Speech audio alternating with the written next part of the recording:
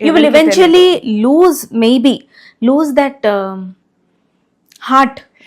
చాలా మంది lose that already last safe departments లోకి వెళ్ళిపోవడం, చాలా మంది డాక్టర్లు వచ్చినా కూడా కాస్మెటాలజీ తీసేసుకోవటం, లేకపోతే ఐ స్పెషలిస్ట్ చదువుకోవటం. నా జూనియర్లు మంచి ర్యాంక్ వచ్చిన వాళ్ళు కూడా అరే క్లినికల్ బ్రాంచెస్ వస్తాయి కదా అంటే ఎవడు పడతారు మేడం, అది అంత చేసినా కూడా ఇంట్లోనూ ఏముండదు, గుర్తింపు ఉండదు, బయట గుర్తింపు ఉండదు. ఏందిరా అరే నేను సమాధానాలు చెప్పాలరా, ఇంట్లోకి చెప్పి బయట చెప్పి. సో అది అర్థం చేసుకునేంత బొమ్మ ఎవరికి లేదు ఇప్పుడు. సో జనాలు ఏం చేస్తున్నారు, ఓకే మేడం పారాక్లినికల్ లోకి వెళ్ళిపోతాం, హ్యాపీ. పారాక్లినికల్ అంటే ఇప్పుడు ల్యాబ్ ఇవన్నీ దే డీల్ విత్ పేషెంట్స్, కాకపోతే ఏంటంటే paraclinical half clinical half non clinical అనమాట. సో ఇప్పుడు మేము బ్లడ్ శాంపిల్స్ పంపిస్తాం, ల్యాబ్ అందులో ఉండేది కూడా డాక్టరే, పాథాలజిస్ట్ అంతే. ఓకే సో ఇప్పుడు ఏంటి ల్యాబ్ క్లోజ్ చేసి ఉంటే ఓకే వేరే ల్యాబ్కి వెళ్తారు, అంతేగాని ల్యాబ్ డోర్లు బద్దలు కొట్టి నువ్వు ఎందుకు లేవు, నువ్వు ఫోన్ చేసి పాథాలజిస్ట్ నువ్వు ఎందుకు లేవురా ఇప్పుడు తీయదు, ఎవ్వరు అడగరు. రేడియాలజీ, పెథాలజీ, ఎమర్జెన్సీ బ్రాంచెస్ కానివి we are trying to be conservative. Even emergency బ్రాంచ్లో ఉన్నా కూడా ఇప్పుడు ఎట్లా అయిపోయినామంటే కొంచెం లిటిల్ చిన్న కాంప్లికేషన్ వచ్చినా కూడా అయ్య బాబో ఇప్పుడు దీన్ని ఏమైనా చేస్తే అంటే దీన్ని మనం ట్రై చేసి సేవ్ చేసినా కూడా ఒకవేళ ఏదైనా కాంప్లికేట్ అయితే ఎందుకు వచ్చిందిరా రిఫర్ చేద్దాం, హయ్యర్ సెంటర్కి రిఫర్ చేద్దాము అని చెప్పి కొంచెం ఒక కన్జర్వేటివ్ మెంటాలిటీలోకి వెళ్ళిపోతున్నారు. కోరి ఎవరు అనుకోరు కదా కట్టెలతో కొట్టించుకోవాలి, చైర్లతో కొట్టించుకోవాలి. అవునండి, అవును, కరెక్ట్.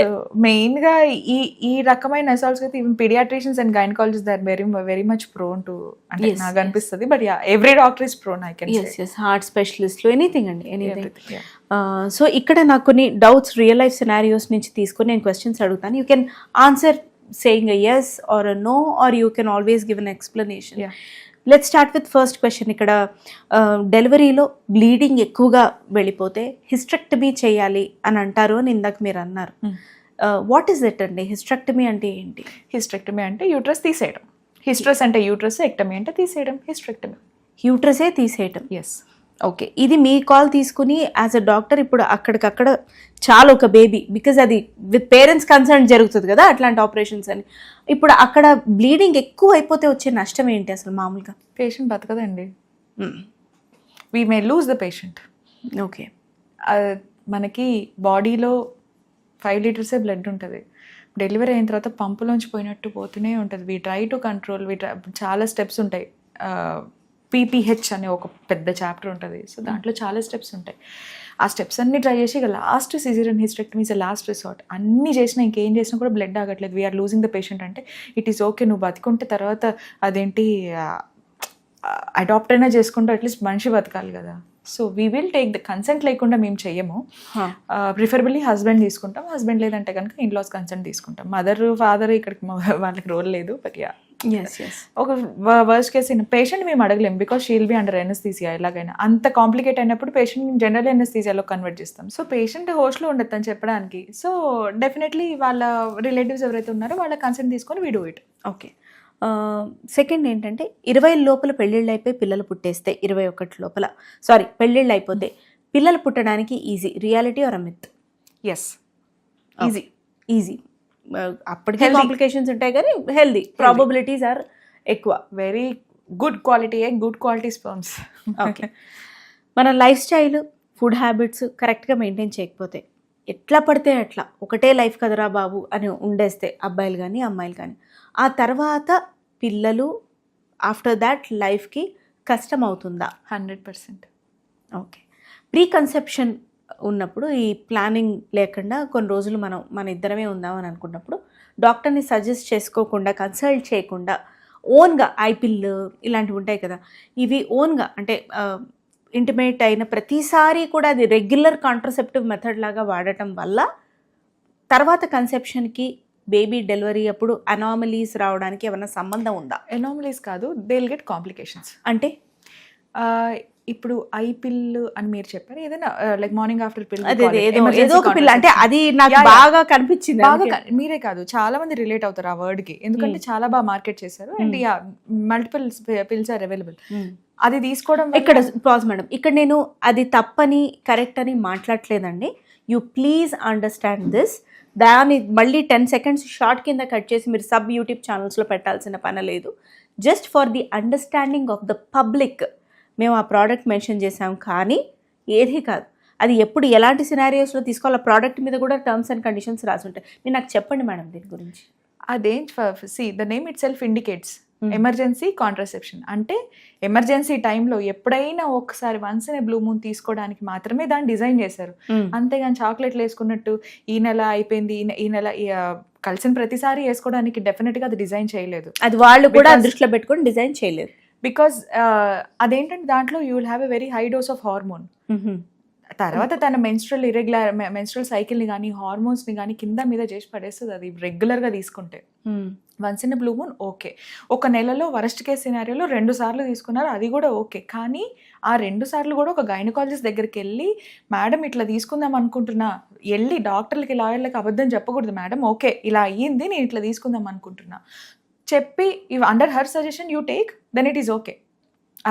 అంతేగాని it is not a regular contraceptive method. There are n number of contraceptive methods with which they can actually avoid unwanted pregnancy, teenage pregnancy. Actually it will take one more ఒక పెద్ద I can talk on it, ఒక 2-3 గంటలైనా మాట్లాడగలను. Because that much is అంత awareness లేదు, అన్ని బ్లండర్లు చూస్తున్నాం day by day. So yeah. So ma'am ఇక్కడ విమెన్ అండ్ మెన్ ఇద్దరూ జాగ్రత్తగా ఉండాలి when it comes to teenage pregnancies are unwanted pregnancies. But unfortunately మన సొసైటీలో men can just get away like this.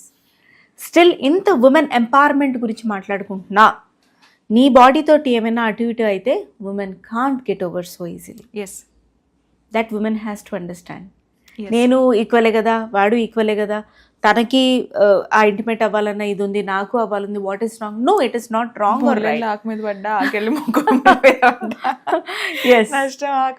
But that awareness, that protection towards your body. రేపు ఏదైనా తేడా అవుతే నా శరీరానికే నష్టం, వాడికి ఒరిగేది ఏమీ లేదని 10 సార్లు ఆలోచించుకుని. బికాస్ టీనేజ్ అంటే ఏమీ తెలిసి తెలియని వయసు అని అంటారు. ఓకే, నీకు ఇంత ప్రాసెస్ చేయడానికి తెలిసి తెలియనప్పుడు ఇప్పుడు there is too much knowledge available. Social media ఇప్పుడు మనం చెప్పకపోతే పిల్లలు they have an number of ways to know about it. అవును, మనం చెప్పేదాకా కూడా రావట్లేదు. మనకి తెలియకుండా చేస్తున్నారు. వాళ్ళు చేసే కొన్ని మనకి అర్థం కావట్లేదు, ఏంట్రా బాబు ఇది అవునా అని. మనకు కూడా కొన్ని ఇంటర్నెట్లో like vast information is available to too much access, too much information. అంతేగాక నాట్ ఓన్లీ టీనేజర్స్, ఏదైనా ఇప్పుడు యూట్యూబ్ ఛానల్స్ కానీ, అంటే I'm not blaming anyone, కాకపోతే కొన్ని డాక్టర్స్ ఇన్ఫర్మేషన్ ఇవ్వడానికి మాత్రమే చెప్తారు, కానీ యాక్చువల్గా దాన్ని అన్వయించుకొని అన్నీ నాకే అని చెప్పి అనుకొని you can't take own treatment కానీ ఓన్గా డెసిషన్లు తీసుకోవడం. No doctor will tell that అది. సో ఆ టీనేజ్ ప్రెగ్నెన్సీస్ అనేవి we're seeing day by day. So దానికి స్కూల్స్లో అవేర్నెస్ క్యాంప్స్ కానీ వీఆర్ డూయింగ్. గైనకాలజిస్టులు అందరూ as we're doing, we're trying to do. At least ఏంటంటే అట్లీస్ట్ మీరు చేసే ముందు come to us at least. Don't మీ జీవితాన్ని నాశనం చేసుకోవద్దు అని చెప్పి ఒక చిన్న అవేర్నెస్ అంతే. ఎందుకంటే వాళ్ళకి దీని గురించి ఆఫ్టర్ ఎఫెక్ట్స్, ఎస్ వర్డ్ ఇప్పటికీ the most searched word in the internet, Google, right? So దాని గురించి దొరికినంత ఇదిగా అది జరిగితే ఏమవుద్ది, దాని తర్వాత ఏమవుద్ది అనే దాని మీద దేర్, బట్ ఎవరు అంత దాకా ఆలోచించట్లేదు. మన బాడీలోనే ఎన్ని చేంజెస్ వస్తాయి అన్న ఆలోచించట్లేదు, వాళ్ళకి తెలియట్లేదు. అవును, రైట్. సో తెలియకుండా అందుకనే ఈ టీనేజ్ ప్రెగ్నెన్సీస్ అనేవి అసాల్ట్స్ అయినా కానీ, లేదంటే out of their own interest అయినా అవ్వచ్చు, లేదంటే I would rather keep it in this way, curiosity అవ్వచ్చు. అవునా, నిజమా, అంత ప్లెజర్ ఉంటుందా అని చెప్పి maybe they want to try dopamine rush ఏదైతే ఉందో. So they maybe there are n number of reasons. దానికైనా they thought they might think that yes I want to try అని అయినా కావచ్చు. Whatever it is. చిన్న పిల్లలు వాళ్ళు so తెలిసి తెలియని ఏజ్లో they do blunders and they come to us. Don't regret అనే చెప్తున్నారు. If you don't want to regret then please have a complete awareness అనే చెప్తున్నారు డాక్టర్ జ్యోతిర్మయ్ గారు. మ్యామ్, IUI IVF విమెన్కి చాలా painful process, yes or no? No. Okay, నాకు చాలా నొప్పి వచ్చేసింది, నేను భరించలేకపోయాను, బెడ్ మీద ఉన్నాను, కదిలిపోయాను, నా బాడీ మొత్తం చేంజ్ అయిపోయింది, లేదు. అసలు ఇట్స్ పెయిన్ఫుల్ ప్రాసెస్ ఇవన్నీ అంటారు. టూ మెనీ ఇంజెక్షన్స్, నేను 52 ఇంజెక్షన్స్ తీసుకున్నా. Injections I agree. Okay. IVF or IUI it is not painful. Okay, injections ఏంటో చెప్తారండి. ఒక కౌంట్ 28 తీసుకున్నా, 43 తీసుకున్నా, అంటే డిపెండింగ్ ఆన్ ద పేషెంట్ వాళ్ళు రెస్పాండ్ అయ్యే దాన్ని బట్టి ఇంజెక్షన్స్ ఉంటాయి. ఎస్, ఇంజెక్షన్స్ తీసుకుంటారు కానీ ఇంజెక్షన్స్ అంత పెయిన్ఫుల్ కాదు. ఎన్నిసార్లు చీరలు కట్టుకుని పిన్నిస్లు ఎప్పుడు గుచ్చుకోలేదండి.